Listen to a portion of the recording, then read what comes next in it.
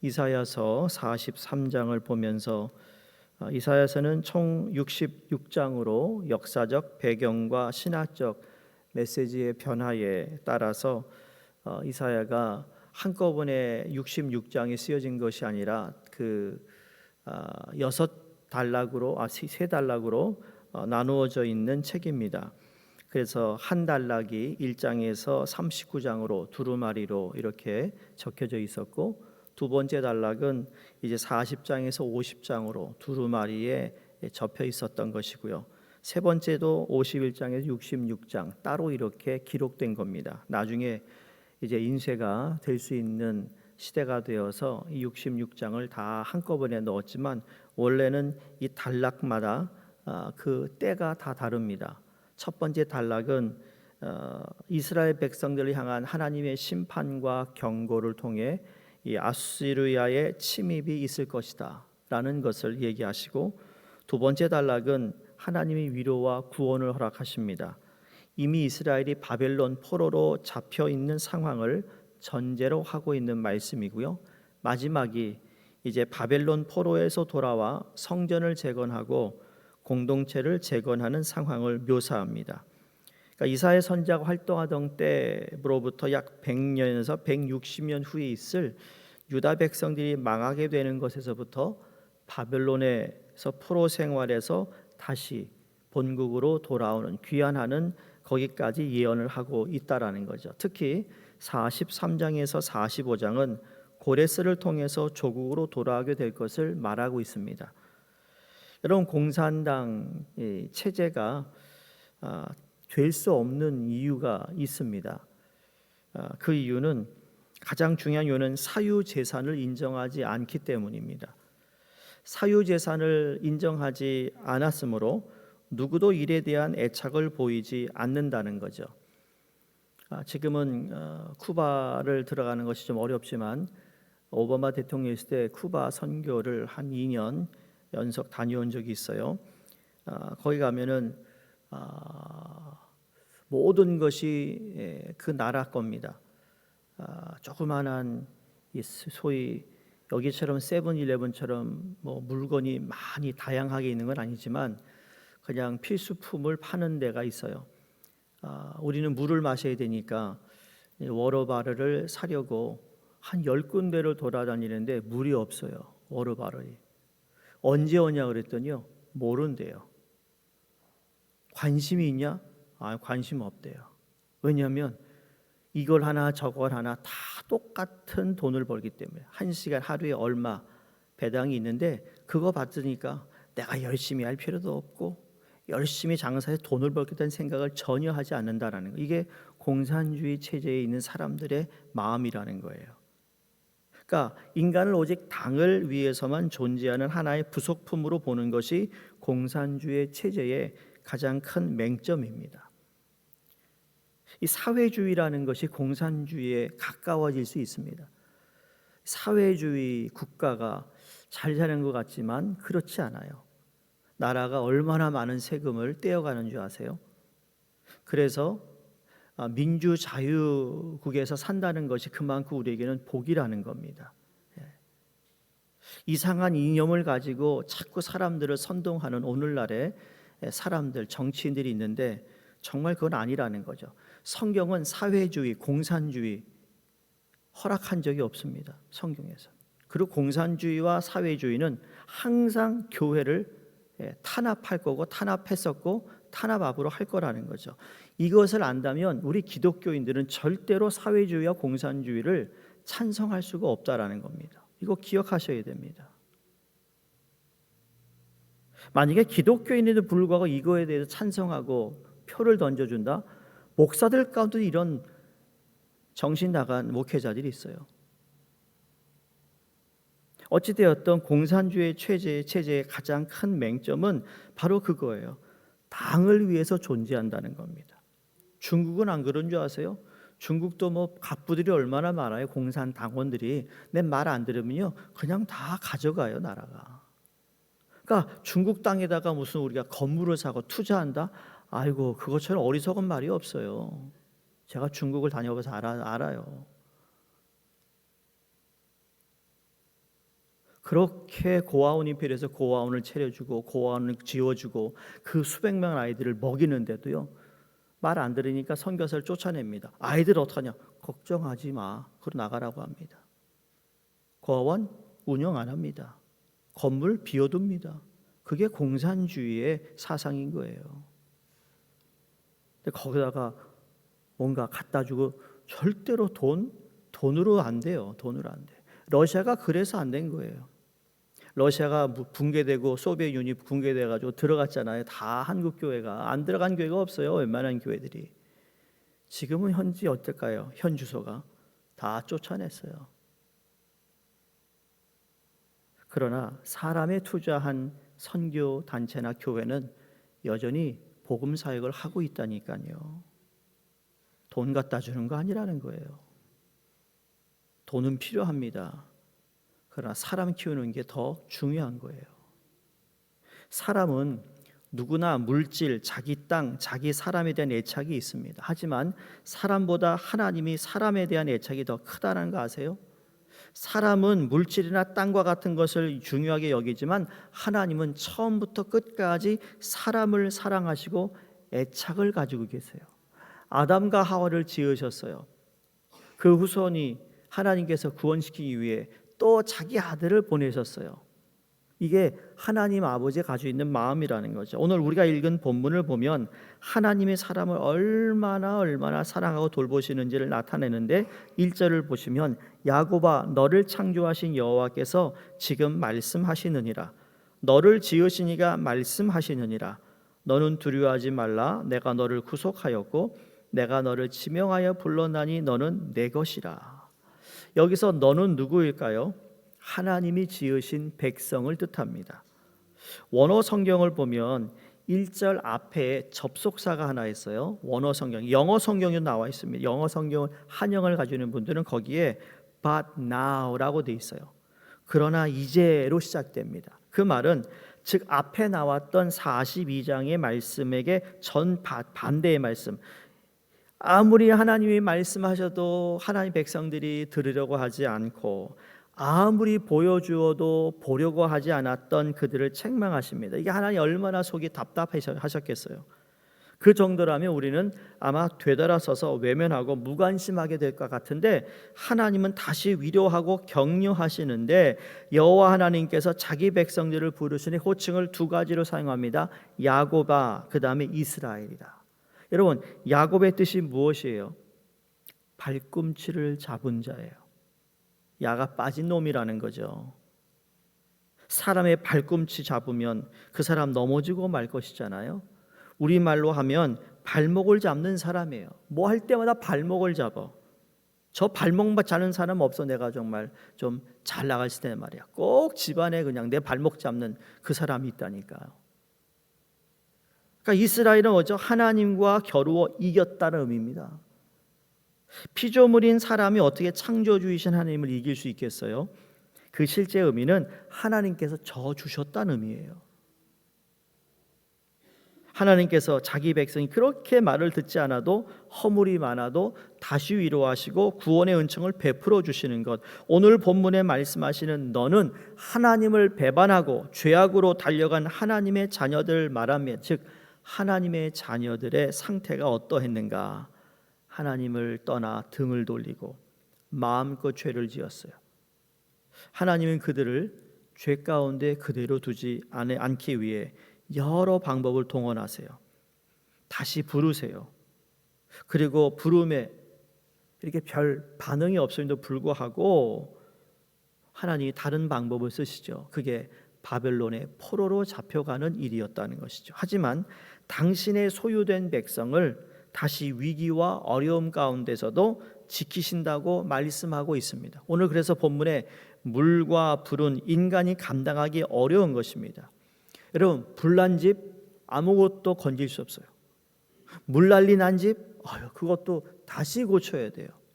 저희 교회 그 물 난리 나가지고 지금 고생하는 분이 한 분 계시고 또 어떤 분은 공사하다가 집이 불이 나가지고 또 떠돌이 생활하는 분이 계세요. 제가 그분에게 아이고 홈레스 생활하느라고 힘드시겠다고 했더니 맞다고.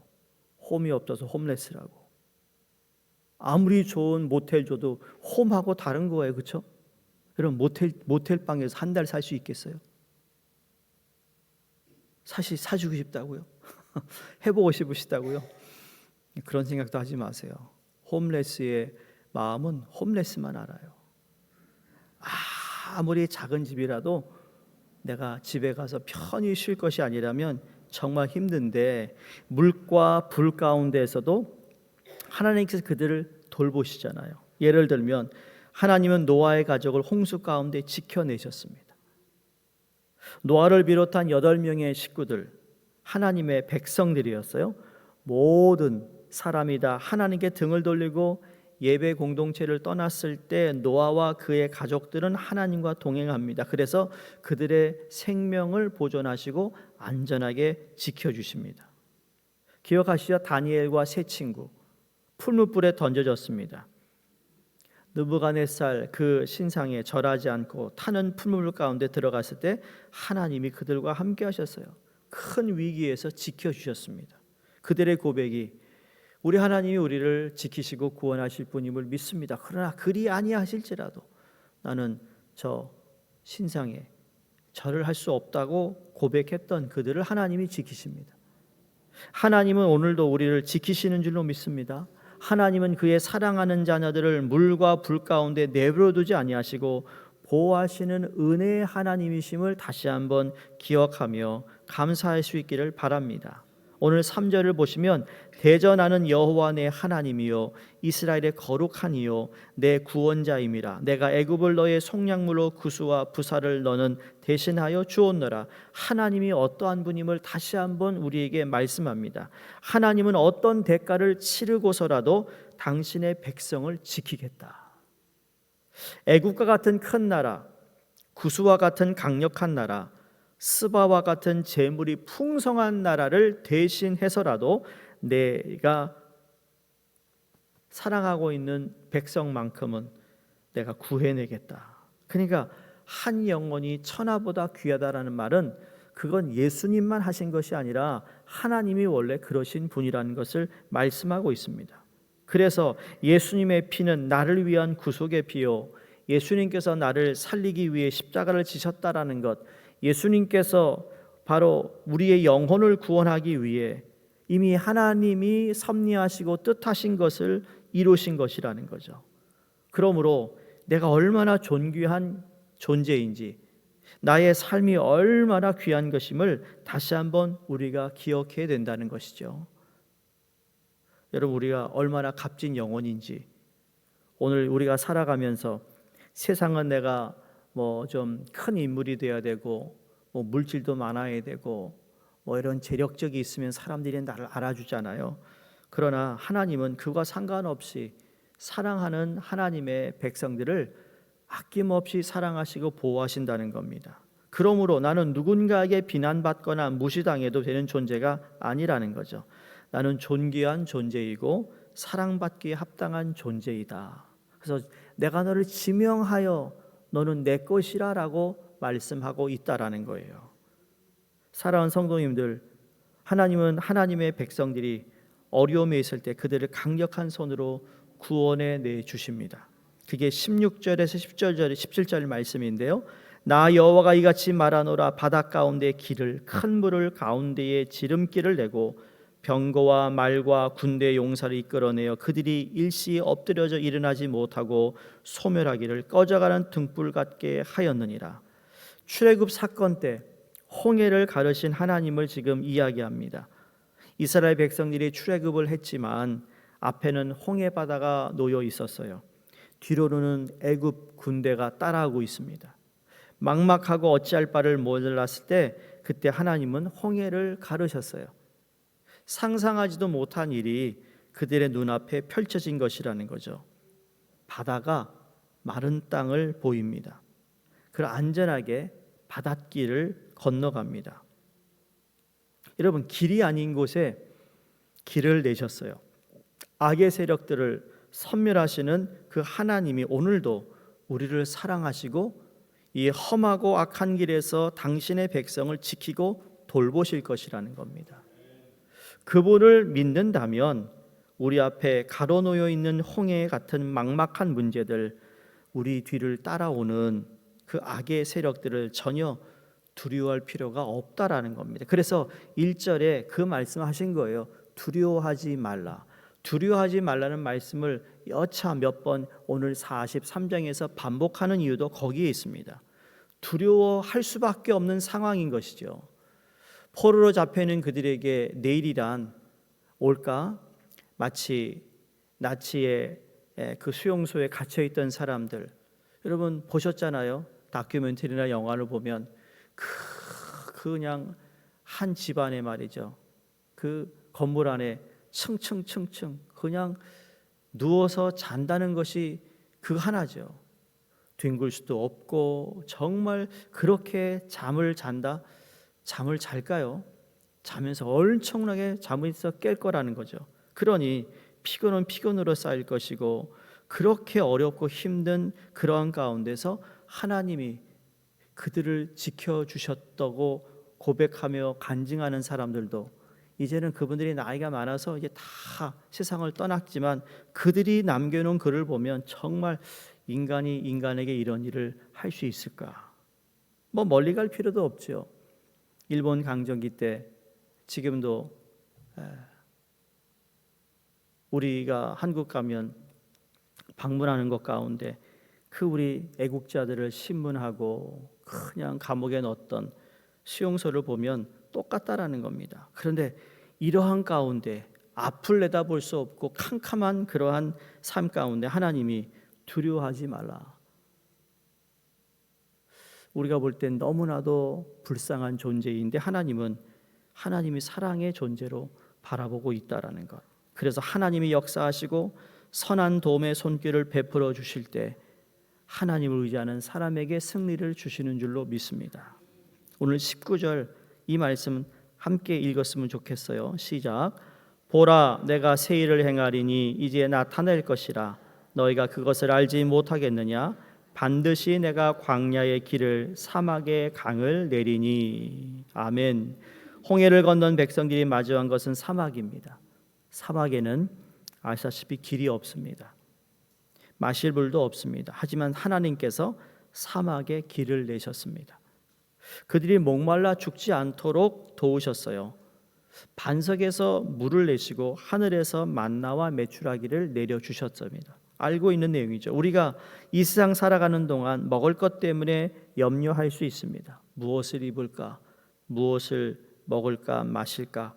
걱정할 수 있는데 하나님께서 채우시고 돌보신다고 말씀합니다. 우리의 필요를 따라 역사하시는 하나님의 능력이 오늘도 우리와 함께 거하실 것입니다. 하나님이 너는 내 것이다 라고 말씀하셨으니 오늘도 하나님의 소유된 백성으로 사시기를 바라며, 물이나 불 가운데로 지날 때 두려워하지 마시고 살아가는 하나님의 거룩한 백성들로서의 긍지를 우리가 잘 지키며 나아가는 우리 모두가 되기를 주의 이름으로 축원드립니다. 사랑의 하나님, 하나님의 소유된 나는 행복한 사람임을 깨닫고 의미 있게 살겠습니다. 홍해를 가르시고 사막의 길을 내시는 하나님을 신뢰합니다. 나를 하나님의 것이라 말씀해 주시고 끝까지 책임져 주시는 하나님께 감사드립니다. 하나님의 은혜를 기억하고 하나님 사랑의 울타리 안에서 살도록 인도하여 주시옵소서. 오늘도 그 사랑 안에 살아갈 수 있도록 하나님 이 세상에 어떤 유혹에도 넘어가지 않게 하시고 이 세상에 하나님 것이 아닌 것에 타협하는 어리석은 행동이나 말을 하지 않도록 우리를 지켜 주시옵소서. 예수님 이름으로 기도드리옵나이다. 아멘.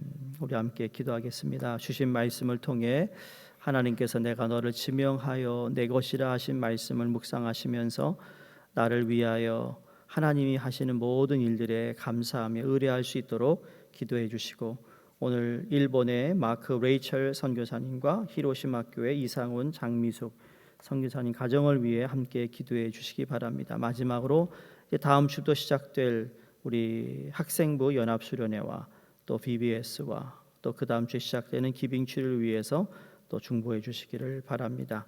우리 성도들 가운데 또 육신의 아픔을 또 질병에 또 수술 이후 회복 가운데 있는 분들 기억하시고 함께 중보해 주시기를 바랍니다.